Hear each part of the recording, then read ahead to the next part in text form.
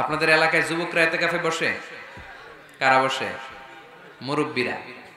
তাও অনেক জায়গায় মুরব্বীও খুঁজে পাওয়া যায় না, তো ওনারে টাকা দিয়ে ভাড়া কইরা এতেকাফে আনতে হয়। নাউজুবিল্লাহ পড়বেন না? এতেকাফের মতো এত বড় গুরুত্বপূর্ণ ইভেন্ট এটা মুরব্বীরা করে, তাও টাকা দিয়ে ভাড়া করে আনতে হয়। আল্লাহু আকবার। মালয়েশিয়াতে সব যুবকরা এতেকাফ করে, মিশরে সব যুবকরা এতেকাফ করে। আরে এতেকাফ মুরব্বীদের ইভেন্ট নয়, এটা তাগড়া জোয়ান যুবক ছেলেদের ইভেন্ট। চিল্লায় বলো ঠিক কি না? ওইরকম অ্যাক্টিভিটিজ মসজিদে থাকলে ইয়াংরা ঢলে ঢলে এতেকাফ করবে। আসতে হবে ইয়াংদেরকে এখানে।